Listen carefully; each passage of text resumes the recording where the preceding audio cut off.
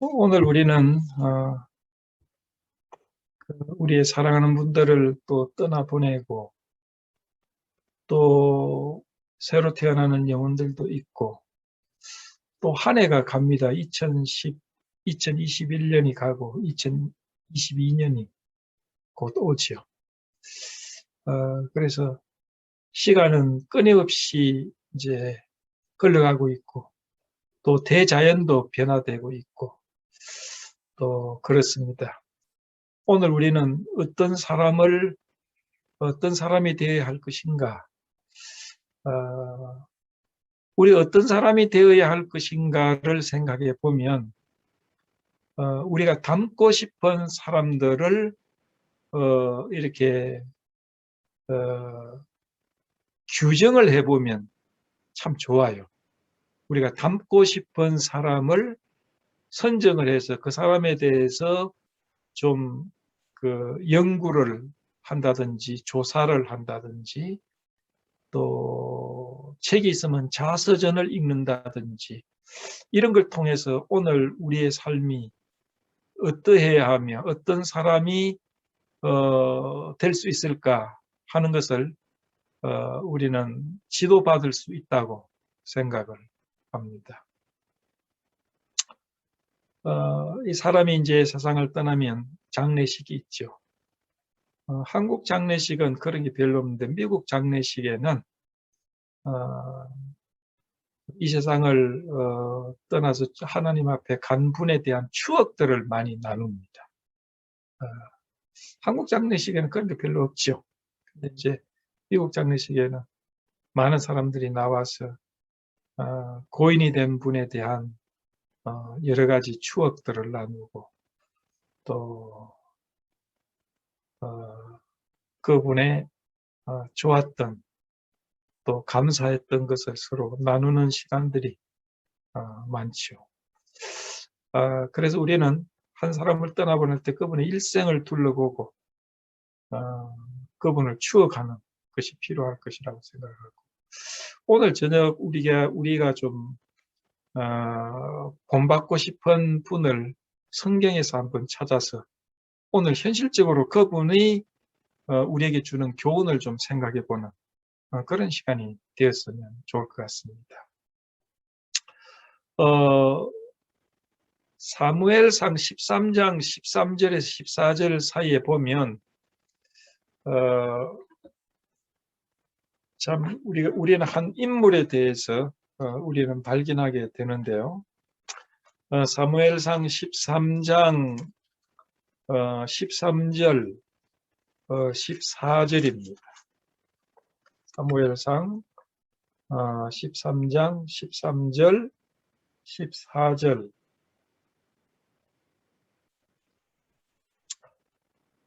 여기에 보면 사무엘이 사울에게 이르되 왕이 망령되이 행하였도다. 왕이 하나님 여호와께서 왕에게 명하신 명령을 지키지 아니하였도다. 그리하였다면 여호와께서 이스라엘 위에 왕의 나라를 영영히 세우셨을 것이오늘 지금은 왕의 나라가 길지 못할 것이라.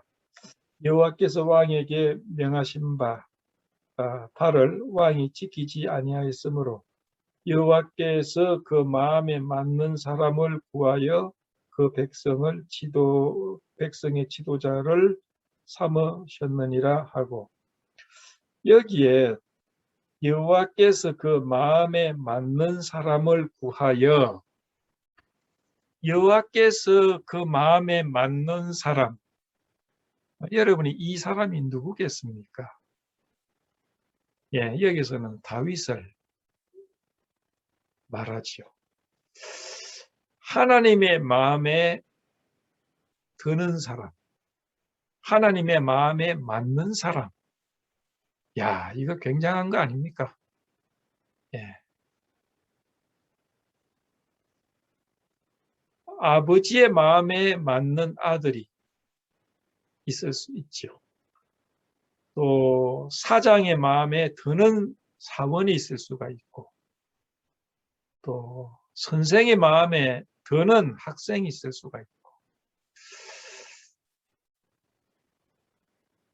그러나 하나님의 마음에 드는 사람이 된다는 거 얼마나 중요하겠습니까? 예. 그런데 또 이렇게 이 다윗에 대해서 이야기하면서 사도행전 13장 22절에 보면요. 사도행전 13장 22절에 보면 하나님께서 이렇게 말씀하시는 것을 기록했습니다. 다윗을 만나니 내 마음에 합한 사람이라 내 뜻을 다 이루게 하리라. 하나님께서 다윗을 만나니 내 마음에 합한 사람이라, 내 마음에 드는 사람이라 내 뜻을 다 이루게 하겠다. 하나님의 마음에 맞는 사람, 드는 사람 아닙니까? 사실 하나님의 마음에 든다, 하나님께서 내 마음에 꼭 드는 사람이다, 내 마음에 맞는 사람이다, 이 사람은 위대한 겁니다. 가장 위대한 사람이 이 사람 아니겠습니까? 여러분도 어때요? 여러분도 여러분의 마음에 드는 사람이 있고 마음에 안 드는 사람이 있지 않겠습니까? 하물며 하나님의 마음에 든다는 것이 얼마나 그 위대한 일이겠습니까? 그러면 우리 하나님의 마음에 들었던 이 다윗에 대해서 그의 일생을 통해서 몇 가지 왜 하나님의 마음에 들었을까? 라고 하는 것을 우리가 살펴본다면 우리도 하나님의 마음에 드는 사람이 되기 위해서 노력할 수가 있지 않겠습니까? 그럼 우리는 다윗의 일생을 통해서 하나님의 마음에 들었던 사람의 특징이 어떤 것인가를 우리가 좀 살펴봤으면 좋겠습니다. 첫째, 다윗이 하나님의 마음에 들었던 이유는 다윗은 매사에 하나님을 인정하고 의지했어요. 하나님을 인정하고 의지했다는 것은 하나님을 믿었다는 겁니다. 믿었다는 것은 곧 그를 인정하고 그의 삶에 늘 의지했다는 말이 되겠죠. 사무엘상을 보면 사무엘상 17장 45절 17장 45절을 보면 이런 구절이 있습니다. 다윗이 블레셋 사람에게 이르되 너는 칼과 창과 단창으로 내게 오거니와 나는 만군의 여호와의 이름 곧 내가 모독하는 이스라엘 군대의 하나님의 이름으로 내게 가노라. 여기 보면요. 다윗이 골리앗 앞에 전투를 시작하기 전에 골리앗은 어떻습니까? 장수였지요. 다윗은 소년이었습니다. 아마 10대 소년이었을 겁니다. 이것은 비교할 수 없는 그런 상대지요. 위험한 상대입니다. 그러나 다윗은 뭐라고 이야기합니까? 오늘 여호와께서 너를 내 손에 붙이실 것이다. 내가 너를 쳐서 내 머리를 베고 블레셋 군대의 시체로 오늘날 공중의 새와 땅의 들짐승에게 주어 이스라엘의 하나님이 계신 줄 알게 하겠다. 또 여호와의 구원하심이 칼과 창에 있지 아니함을 이 무리로 알게 하리라. 전쟁은 여호와께 속한 것인즉 그가 너희를 우리 손에 붙이시리라. 절대절명의 위기입니다. 언제나 위기는 놀라운 기회와 연결이 됩니다. 다윗은 자기 힘으로 자기 능력으로 골리앗을 대하기 위해서 전쟁을 하지 않았어요. 그는 만군의 여호와가 나를 지키실 것이다 라는 마음으로 골리앗 앞에 섰습니다. 하나님을 인정하고 하나님을 의지하면서 나갔습니다. 그리고 자기 이름을 드러내는 것이 아니고 하나님의 이름과 영광을 드러내는 그러한 마음으로 골리앗 앞에 섰습니다. 읽었던 구절에서 다윗은 하나님을 드러내고 하나님을 인정하고, 그래서 어느 분이 그런 이야기를 했습니다. 이 싸움은 애초에 상대가 되지 않았답니다. 골리앗이 이길 수가 없었대요. 왜 그러냐 하면 골리앗은 한 사람인데 골리앗하고 싸운 것은 하나님하고 다윗하고 싸웠으니까 아예 비교가 안 됐다는 겁니다. 그리고 영어에는 그런 표현이 있어요. 다윗의 믿음은 어떤 것이었느냐? 골리앗이 그렇게 장대하고 덩치가 크고 그의 창이 배틀채 같았다. 그런데 그 영어의 책으로 보니까 한국말로 하면 그렇게 돼 있어요. 물맷돌로 이렇게 골리앗을 맞힐 수, 그렇지 않습니까? 근데 물맷돌이 맞히기가 쉬웠대요. 왜냐하면 물맷돌이 옆으로 나갈 확률이 적었다는 겁니다. 왜? 골리앗이 너무 커가지고, 골리앗이 덩치가 너무 커가지고 물맷돌이 안 맞을 확률이 적었대요. 예. 그 얼마나 좋은 표현입니까? 그래서 다윗은 너는 칼과 창과 단청으로 내게 나오니와 나는 만군의 여호와의 이름 곧 내가 모욕하는 이스라엘 군대의 하나님의 이름으로 내게 가노라. 여기서 우리는 다윗의 믿음, 하나님을 의지하는 태도를 볼 수가 있습니다. 참된 승리는요, 참된 승리, 성공의 비결은 뭐냐 하면 내가 하나님의 싸움을 싸우는 겁니다. 내가 하나님의 싸움을 싸우는 거예요. 이것을 우리는 성전이라고 이야기하죠. 예, 성전, 거룩한 싸움이라는 겁니다. 하나님이 내 편에 서시도록 내가 하나님 편에 서는 것을 말합니다. 하나님이 내 편에 서실 때 우리는 승리를 할 수 있죠. 하나님이 내 편에 서시기 위해서는요, 조건이 있어요. 내가 하나님 편에 먼저 서야 돼. 내가 하나님 편에 설 때 하나님이 내 편에 서시는 것이죠.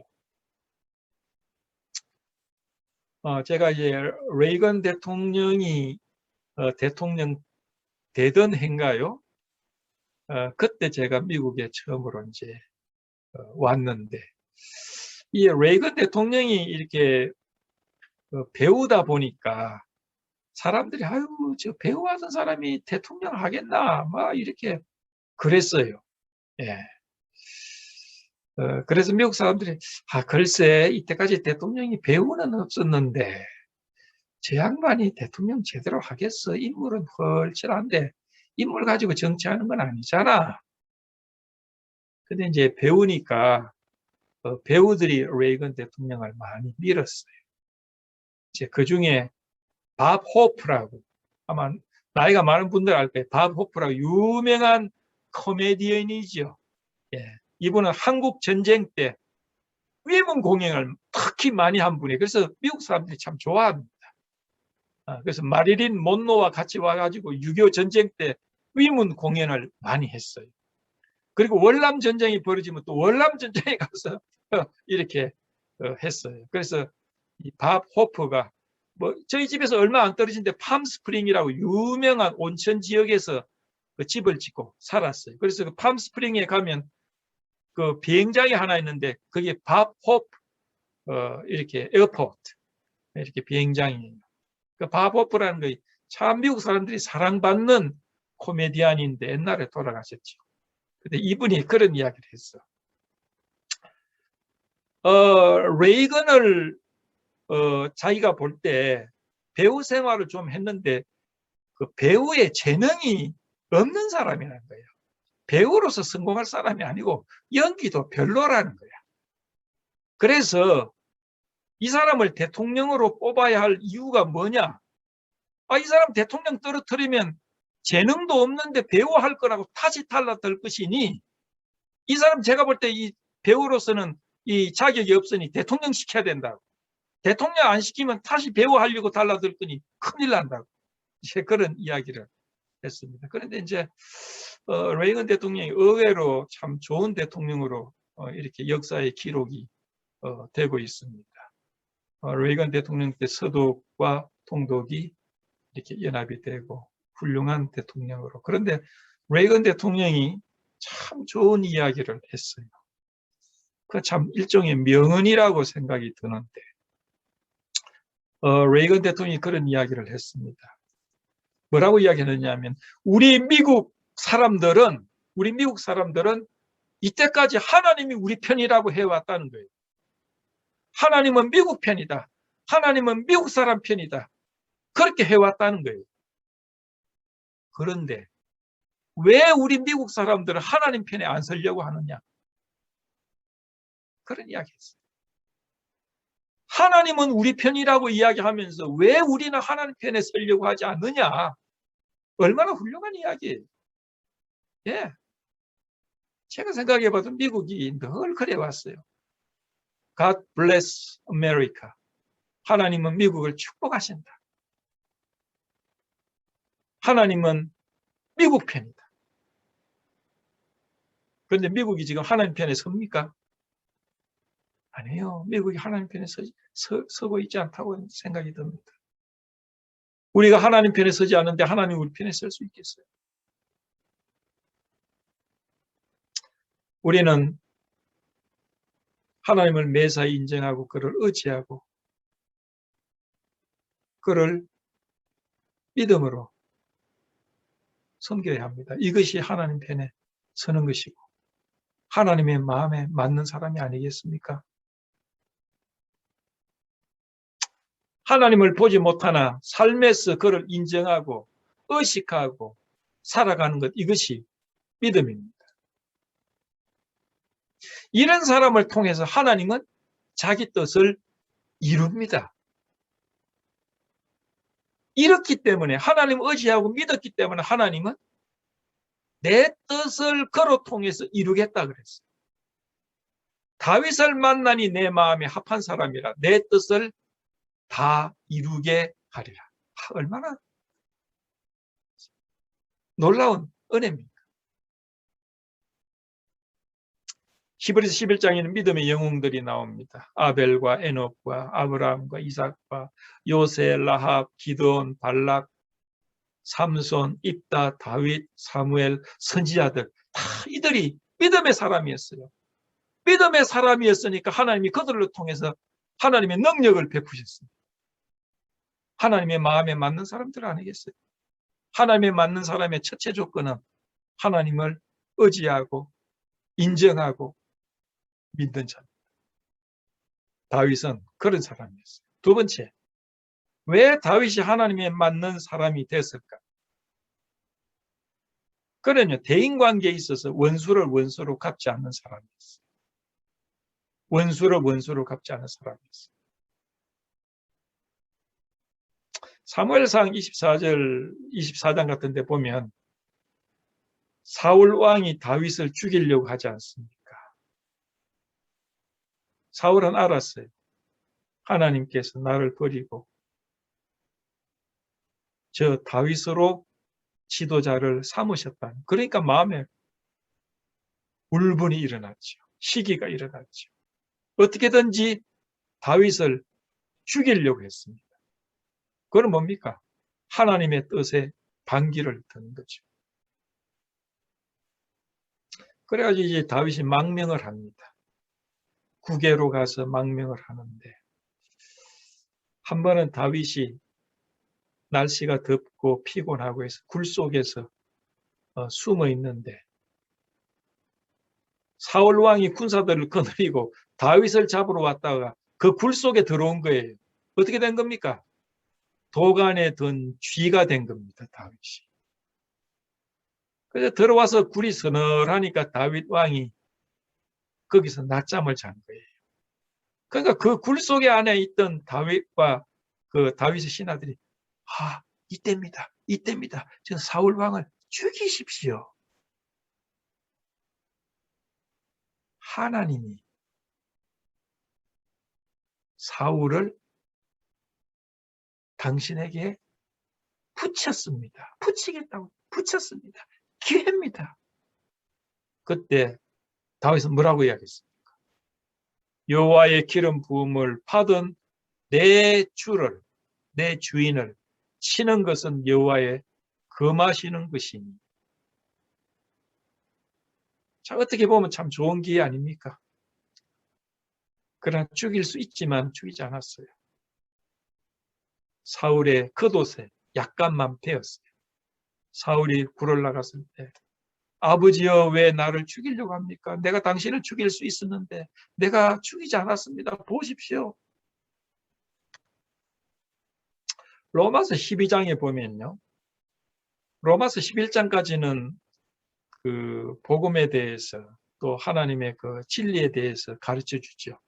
로마서 12장부터는 그리스도인의 삶에 대해서 보여주는 12장 참 훌륭한 참 얼마나 은혜로운 장입니까? 그 가운데요. 17절에 보면 악으로 악을 갚지 말고 모든 사람 앞에서 선한 일을 도모하라 그랬어요. 우리는 쉽게 악을 악으로 갚지요. 예. 우리는 쉽게 악을 악으로 갚습니다. 악을 악으로 갚지 말고 모든 사람 앞에서 선한 일을 도모하라. 선한 일을 영어로 말하면 try하라. 시도하라. 그 다음에 19절에는요. 아주 놀라운 것이 나옵니다. 너희가 친히 원수를 갚지 말고 진노하심에 맡기라. 기록되었으니 원수 갚는 것이 내게 있으니 내가 갚으리라 그랬어요. 근데 우리는 우리 원수를 우리가 실제로 갚기를 좋아하죠. 예. 내가 가만히 안 있어. 언젠가 내가 갚아준다. 근데 우리가 우리 원수를 갚는 것이 아니고 하나님이 손수 그 모든 어려운 환경을 정리해 주시도록 기다리는 것이 우리가 해야 할 일입니다. 더더구나 21절에는요, 또 이야기했어요. 악에게 지지 말고 선으로 악을 이기라. 악에게 지는 것이 뭡니까? 우리가 우리 원수를 갚는 것은 악에게 승리하는 게 아닙니다. 악에게 지지 말고 선으로 악을 이기라. 그 미국의 대통령 가운데 링컨 대통령은 가장 위대한 미국의 대통령 중에 한 명이죠. 그래서 최고의 대통령으로 치면 링컨 대통령입니다. 그 링컨 대통령의 그 위대한 점은 참 여러 가지가 많아요.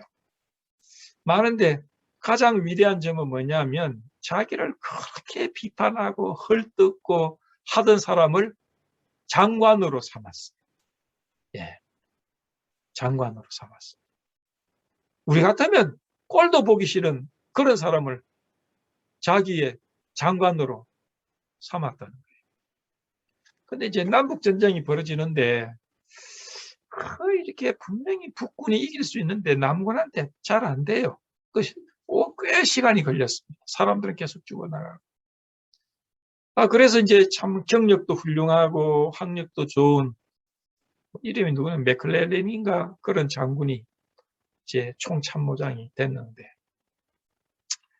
그래서 링컨이 이 장군을 만나러 갔어요. 만나러 가니까 이 장군이 부하들인데 지금 그 장군이 지금 파티 중이라. 대통령이 왔으면 파티건 보고 와야 될 거 아니에요. 안 온 겁니다. 링컨 대통령이 기다렸어요. 파티가 끝나고 그나하게 채워가지고 들어오되 링컨 대통령이 앉아있는데 인사도 안 하고 2층에 올라가서 자버렸습니다. 요즘 같은 있을 수 없는 일이지요. 그리고 링컨 대통령 아무 이야기 하지 않았어요. 그러면서 옆에 있는 친구들은 저런 사람에 대해서 어떻게 그렇게 그럴 수 있느냐. 파이어 시켜라. 완전히 쫓아내버려라. 아니라고. 저 사람이 이 전쟁에서 승리만 해준다면 나는 그를 말에 태우고 내가 말고삐를 끌고 마부가 돼도 나는 괜찮다. 야, 정말 링컨 대통령은 그만큼요 겸손하고 참 대단한 사람 아닙니까? 예. 원수를 원수로 갚지 않는 사람만큼 위대한 것은 없어요. 자기의 감정대로 행하지 않는 사람이 참 훌륭한 인격자 아닙니까?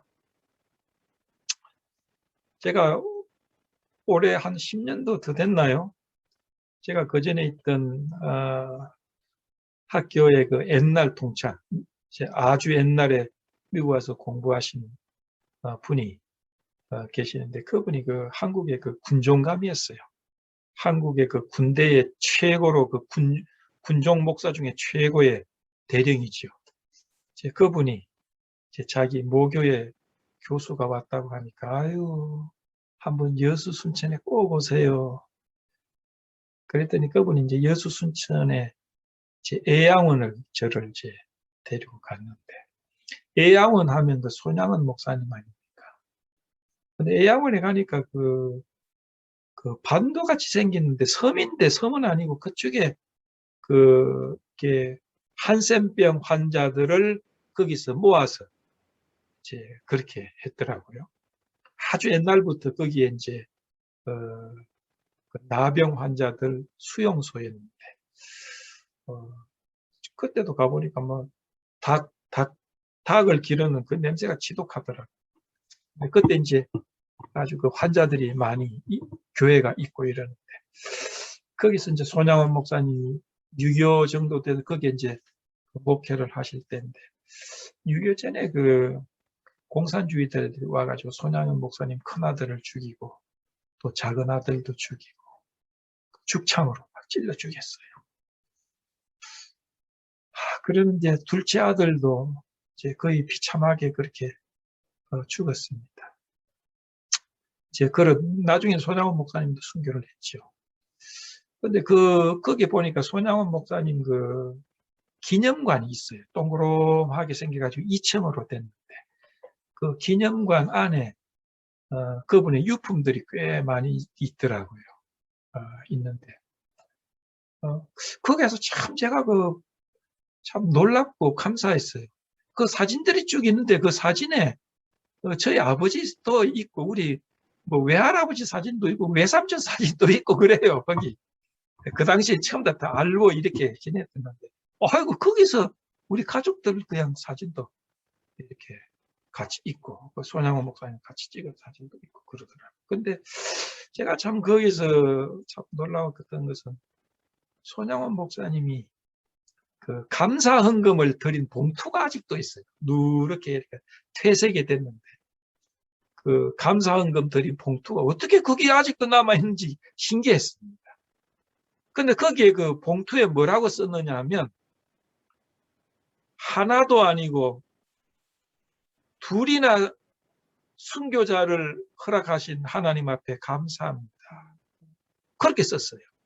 그게 뭐냐면 작은 아들이 순교하고 난 다음에 그 다음 주일에 감사헌금을 보냈는데 그 봉투가 아직도 있더라니까요. 거기에 둘도 아니고 우리 가족에 둘도 아니고 아니 하나도 아니고 둘이나 순교자를 허락하신 주님 앞에 감사합니다. 그뿐입니까? 자기 아들을 죽인 그 범인을 아들 삼았어요. 아들 삼았어요. 여러분 생각해 보십시오. 정말 100번 1000번 양보해서 자기 아들 죽인 그 범인을 용서할 수는 있겠지요. 그러나 아들 삼았다는 것은요. 늘 봐야 되는 것 아닙니까?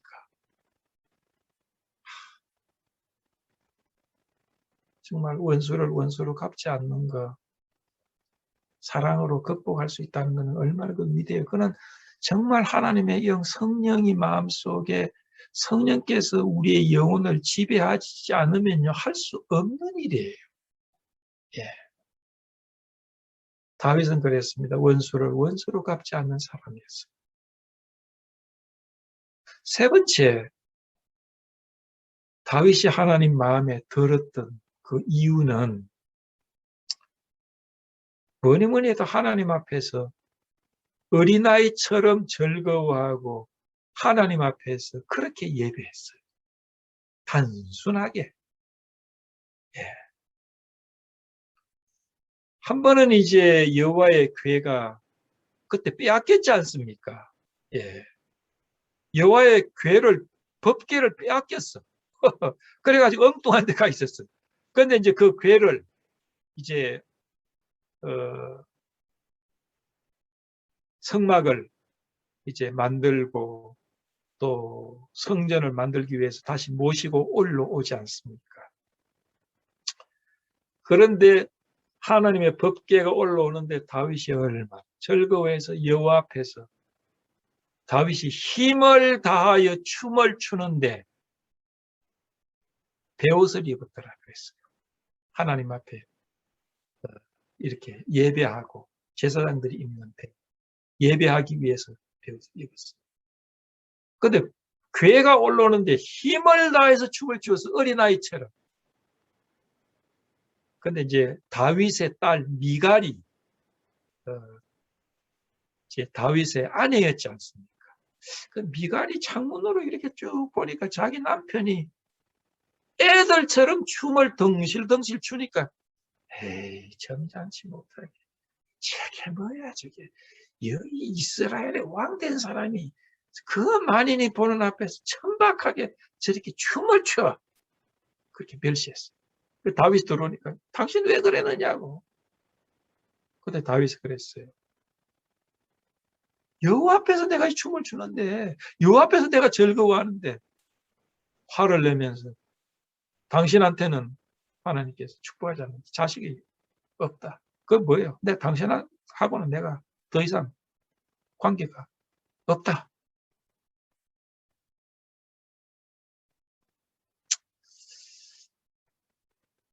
참 이걸 보면요. 사람보다 하나님을 더 의식하는 태도. 그리고 하나님 앞에서 어린아이와 같이 단순해서 즐거워하고 기뻐하고 하나님을 찬양합니다. 그래서 주님은 천국은 어린 아이들과 같아야 한다. 그렇게 말씀하신 것 같아요. 그래서 사실은 다윗은 주님이 천국은 어린 아이들과 같아야 한다는 그 어린 아이가 된 거예요. 여기서 우리는 어떤 예배의 모습을 가져야 하는가를 보여줍니다. 제가 멕시코에 가끔 가서 이제 선교사들하고 같이 보면 멕시코 형제 자매들은요 그렇게 예배 시간에 찬양을 그렇게 열렬하게 해요. 예, 그렇게 막 얼마나 신나게 이야기하고 그냥 이게 정말 다윗처럼 그렇게 찬양해요. 그거 보면 은혜스러워요. 근데 뭐 박자는 잘 안 맞는 것 같기는 한데 그게 상관이 없죠. 하나님 앞에 그렇게 즐거워하고 힘껏 찬양해요. 그래서 우리 한국 그리스도인들이 좀 본받아야 될 문제가 바로 이런 것이다. 저도 이게 본래 이렇게 좀 이렇게 즐거움을 이렇게 나타내고 그러지 않거든요. 그래서 이제 어떤 미국 교회 같은 데 보면 사람들이 찬양할 때 참 손도 올리고 이렇게 하는데 손을 올리고 싶은 마음은 불뚝 같은데 손이 안 올라가는 거예요, 이게. 손이 안 올라가. 그 마음으로는 참 천번 만번 올려서 나도 그러고 싶은데 이게 어릴 때부터 그 문화 자체가 이렇게 참 이래가지고 손을 올리고 싶다가 말았다가 아직도 지금 못 올리거든요. 예. 그래서 참 이게 이제 그래서 좀 손도 올리고 찬양도 하고 참 그러고 싶은데 그게 참 잘 안 돼요. 예. 그래서 우리가 예배 시간이 좀 달라져야 되겠다 생각합니다. 그리고 이제 또 말씀을 전하면 이게 설교를 하잖아요. 멕시코 교회 가서. 그럼 그 사람은 그냥 안 들어요.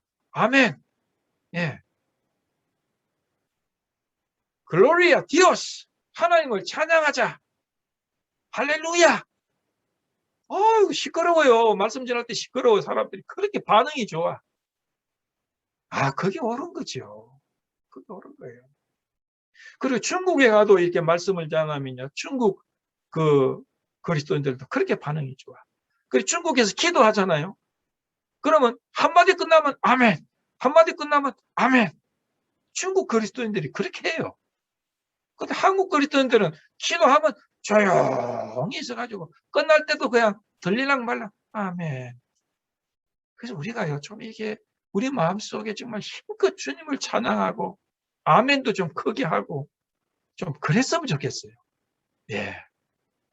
우리는 우리 속에 있는 그 즐거움과 하나님에 대한 그것을 표현을 이렇게 자제해.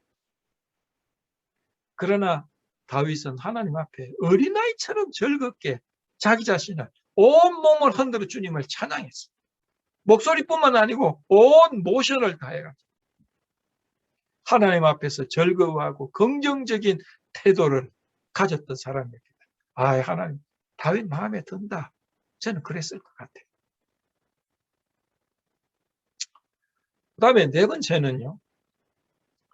다윗은 정말 은혜를 베푼 사람에 대해서 의리를 잊지 않았어요. 이것은 세상적으로도 참 훌륭한 분이에요. 은혜를 베푼 사람에 대해서 의리를 끝까지 지켰어요. 의리를 지킨다는 게 이게 세상적인 어떤 윤리와 도덕 같지만은 하나님 앞에서도 이건 참 귀중한 겁니다. 사울이 다윗을 시기해서 죽이려고 몇 번 했지요. 그러나 다윗의 아들 요나단, 왕 세자였지요. 요나단은 어때요? 다윗을 그렇게 사랑했어요. 다윗이 왕이 되면 요나단은 죽어야 되는 거죠. 그러면 자기 아버지보다도 더 다윗을 미워하고 다윗을 제거해야 되는데 요나단은 그렇게 하지 않았어요. 요나단은 믿음의 사람이었어요. 왜 그렇게 할 수 있었는지 아세요? 요나단은 하나님이 계획을 알고 있었고 하나님이 무엇을 원하는지를 알고 있었어요. 그렇기 때문에 하나님이 원하시는 것에 대해서 도움을 주었지 반대하지 않았어요. 그래서 요나단은 믿음에 의해서 그렇게 한 거예요. 하나님의 뜻은 이거다. 그렇기 때문에 내 욕심대로 하는 건 하나님의 뜻을 거역하는 것이야. 그래서 다윗을 죽음의 함정에서 벗어나게 그를 구해 주었습니다. 다윗은 그 요나단을 자기 처남이지요. 말하자면. 그렇게 고마워하고 잊지 못했어요. 그 다윗이 요나단과 사울이 죽었다는 이야기를 듣고 다윗이 통곡을 했어요. 특히 요나단에 대해서. 내 형 요나단이여, 당신은 여인의 사랑보다 크다. 여인이 지 아버지를 사랑하는 것보다 당신의 사랑이 더 크다. 여인의 사랑보다 더 간절하고 더 아름답고. 다윗이 이제 왕이 됐습니다.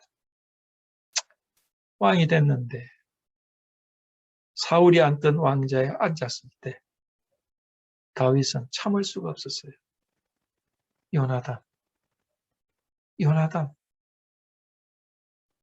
요나단에게 감사하고 싶었지만 요나단은 이미 없어요. 그랬어요. 사무엘하 9장에 보면 1절에 보면 내가 요나단을 인해서 그 사람 요나단의 아들 머비보셋에게 은총을 베풀리라.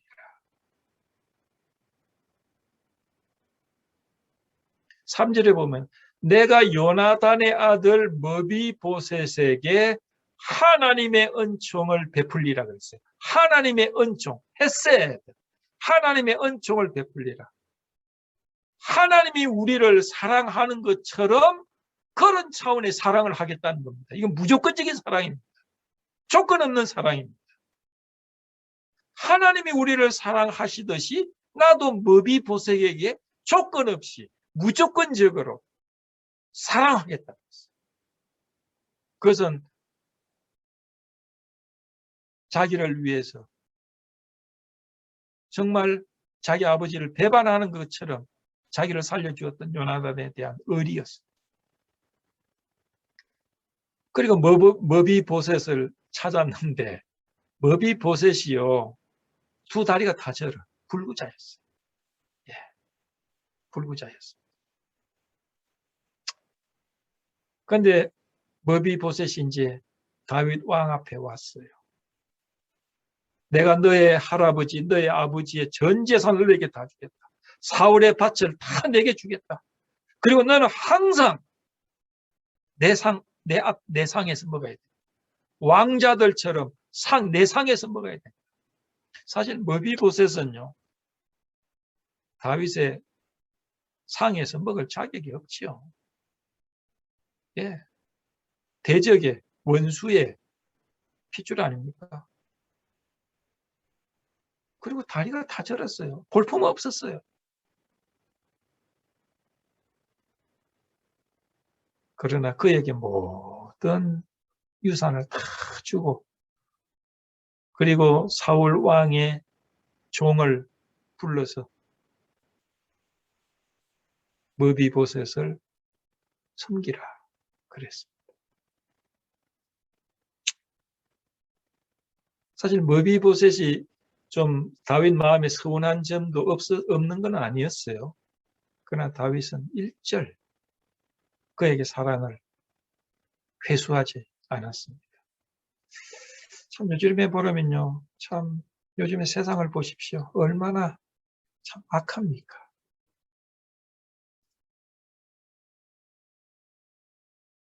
유산을 위해서 부모를 죽이고 형제를 살해하는 그런 경우도 얼마나 많아요. 어떤 경우 보니까 어느 집에서 노숙자가 있는데 노숙자가 너무 불쌍해서 자기 집에서 들여서 돌봐주었어. 그런데 그 노숙자가 자기를 돌본 그 집의 두 딸을 강간했어. 이런 사건도 있었어요. 그리고 어떻습니까? 정말 전처의 자식을 때려가지고 밟아가지고 죽였던 사건, 뭐 신문에 심심찮게 나지 않습니까? 신문에 보면요, 그런 것도 나요. 어떤 까마귀들이 있는데 까마귀들이 차에 치여 죽었어.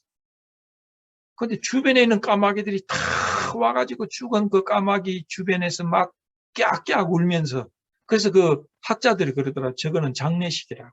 동료 장례식에 와서 저렇게 슬픔을 표현하는 것이라. 근데 또 유튜브를 보니까 어느 개가 교통사고를 당해서 개가 죽었어요. 그러니까 그 친구 개가 와가지고 막 친구 개가 와가지고 자기 친구가 차에 치였는데 막 짖으면서 차들이 못 오도록 그런 걸 제가 봤어요. 자기 친구가 지금 치였으니 이 가까이 오지 말라고 막 짖어요, 걔가.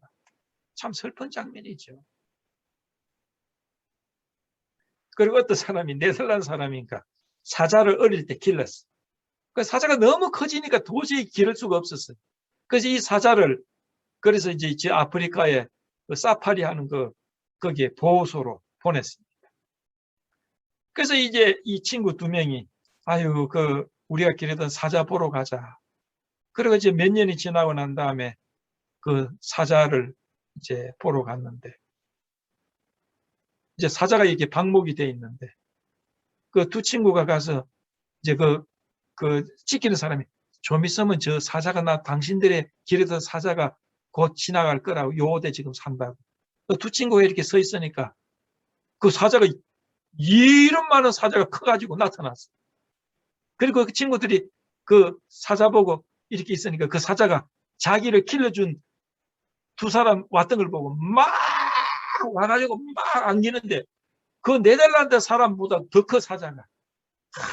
안고 막 이렇게 몸을 비비고 그러더라고.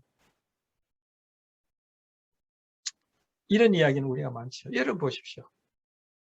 유산을 위해서 부모 형제를 죽이는 사람이 있는가 하면 자기를 보살펴준 그 짐승도 주인을 위해서 몸을 비비고 소리를 지르고 내가 볼 때 우는 것 같아요. 사자가. 여러분 짐승만도 못한 사람들은 얼마나 많습니까? 다윗은요 자기에게 은혜를 베푼 자를 결코 잊지 않았습니다. 그리고 그 의리를 꼭 지켰어요.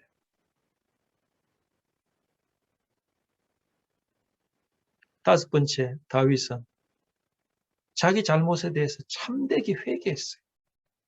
사무엘하 12장에 보면 다윗이 큰 죄를 범했죠. 왕이 되고 난 다음에 게으르졌어요.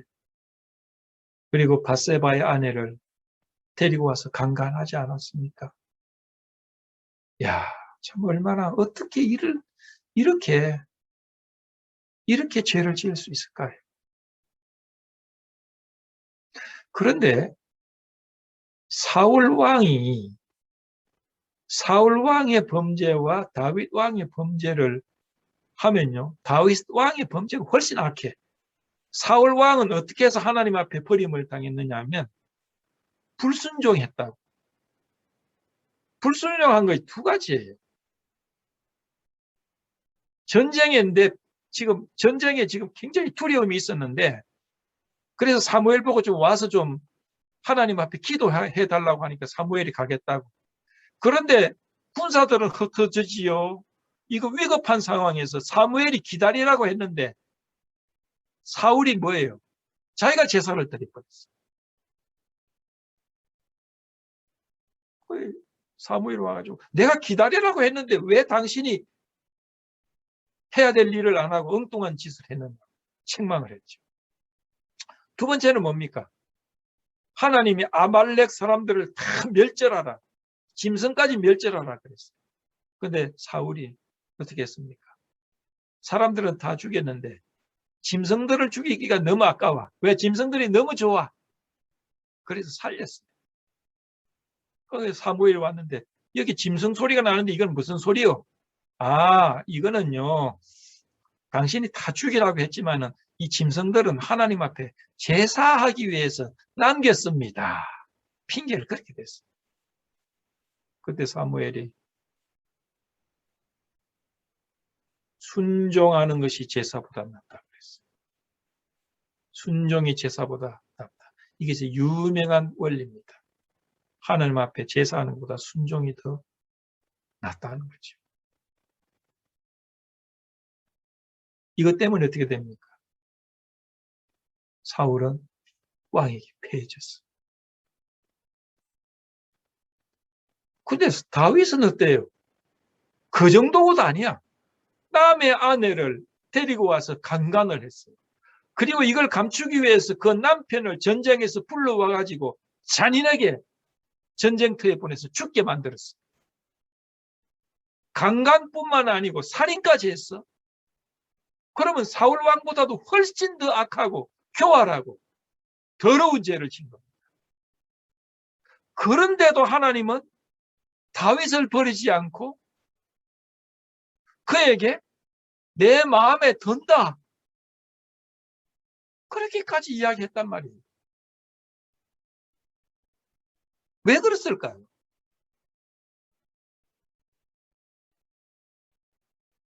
이런 범죄를 지고 난 다음에 하나님은 나단 선지자를 보냅니다. 나단 선지자가 왕 앞에 가서 바른 말을 하기 위해서 갔어요. 직접적으로 이야기하지 않고 돌려서 이야기하지. 어떤 사람이 있는데 부자가 있습니다. 그런데 부자 앞에 한 과부가 살았는데 그 과부는 양새끼 한 마리 데리고 살았어요. 그 양새끼는 자기 딸과 같았습니다. 그런데 부잣집에 손님이 왔는데 부자가 자기 그 많은 가축들을 아끼려고 한 마리밖에 없는 과부의 양을 잡아서 친구를 대접을 했습니다. 그 이야기를 듣고 막 다윗이 화가 어떤 놈이 그런 놈이 있느냐? 이놈은 죽고 살지 못한다. 그러니까 나단 선지자가 당신이 그 사람이요. 그때 다윗이 어떻게 했습니까? 변명했습니까? 아닙니다. 내가 여호와께 죄를 범하였노라. 대부분의 사람들은 자기 죄를 변명하지. 여러분 읽어보십시오. 신문 같은데 대부분의 사람들은 자기 죄를 변명을 해요. 그래가지고 뭡니까? 이거 환경이 나빠서 제가 살인을 했습니다. 술 때문에 약을 먹어서 심리적으로 불안정했기 때문에 실수로 제가 범죄를 했습니다. 거의 전부 다 변명을 해요. 그래서 다윗은 내가 죄를 범했습니다. 사실 간음죄면요, 돌로 맞아 죽어야 됩니다.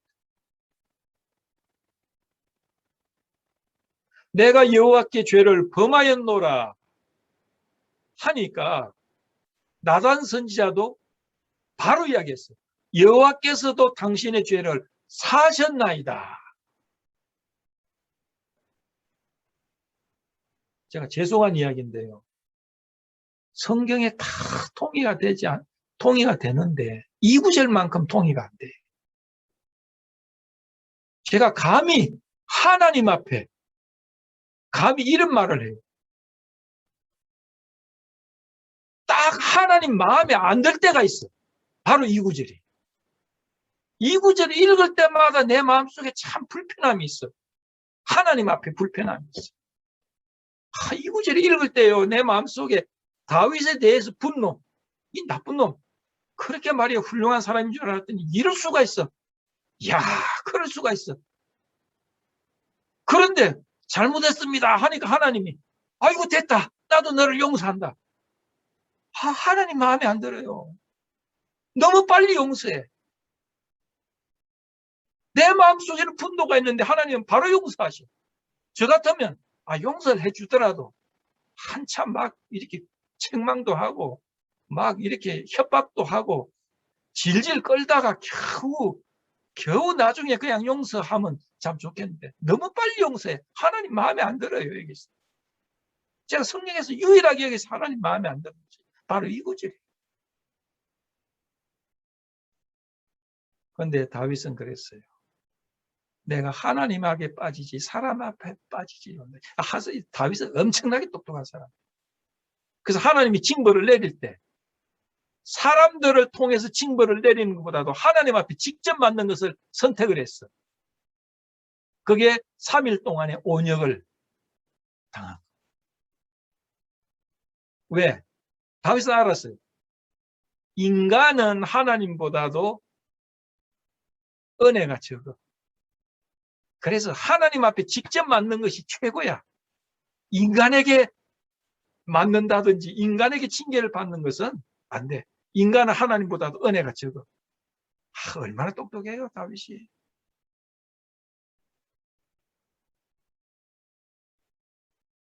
사울은 변명했지만 다윗은 자기의 잘못을 인정했어요.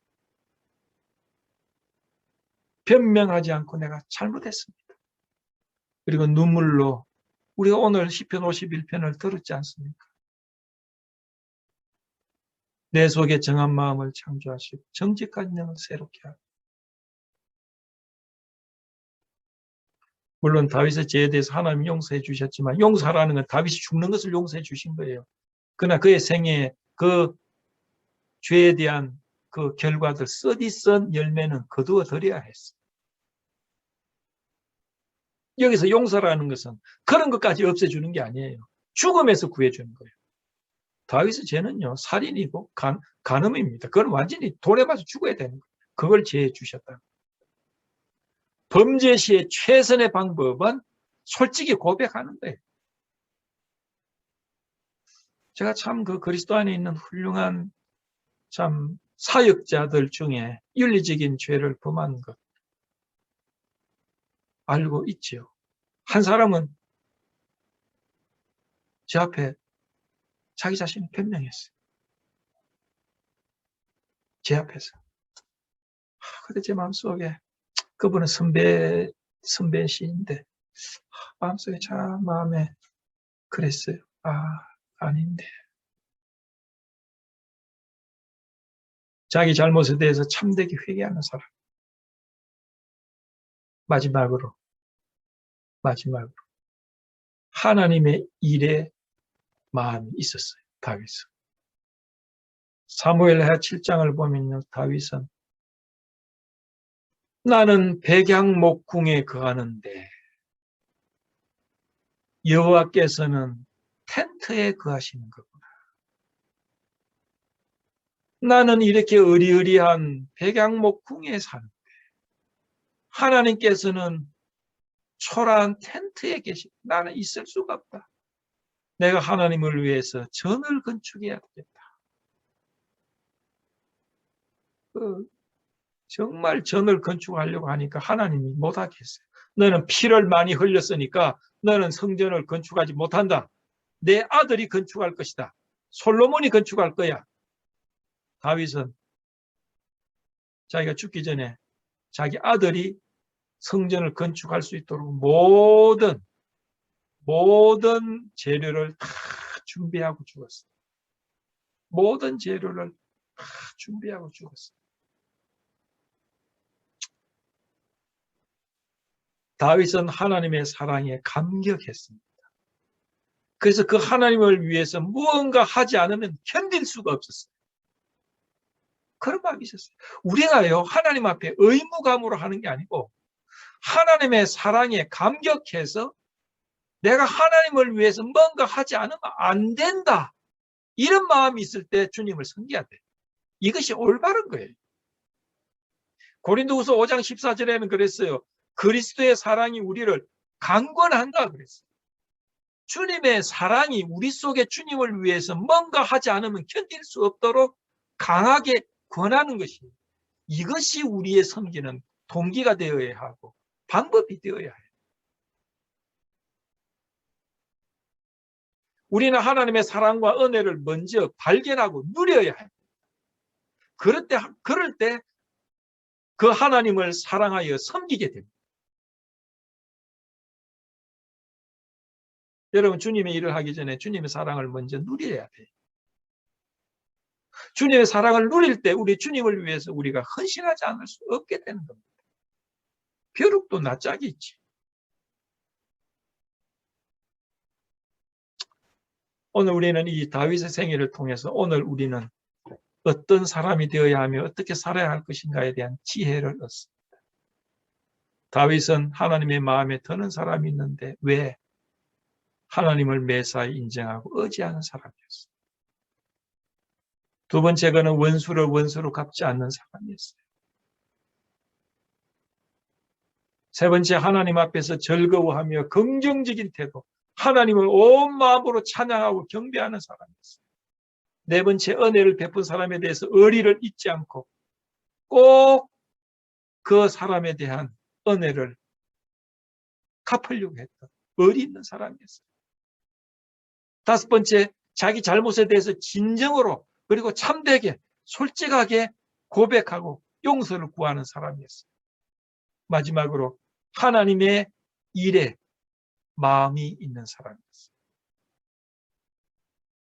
다윗은 성전을 세우려고 했습니다. 우리는 다윗이 세웠던 성전을 세울 필요는 없어요. 우리는 성전인 교회를 세워야 해요. 복음을 전하고 구원받은 그리스도인들을 섬기고 그 그리스도의 몸된 교회가 확장될 수 있도록 우리는 기도하고 열심히, 이것이 성전을 세우는 것 아니겠습니까? 지금 우리가 하나님의 사랑에 감격할 때, 하나님을 위해서 무언가 하지 않으면 견딜 수 없을 때, 그때 우리는 그런 마음으로 주님을 섬길 때 하나님은 너는 내 마음에 꼭 든다, 이렇게 말씀하실 수 있을 것이라고 봅니다. 여러분, 하나님 마음에 드는 사람이 되기를 원하십니까? 이런 교훈들을 기억하게 되시기를 바랍니다. 아버지 하나님, 하나님의 마음에 드는 사람, 참 위대한 사람이고 저희들이 사모하게끔 정말 우리의 삶의 목표가 되는 사람이라는 것을 저희들이 깨닫습니다.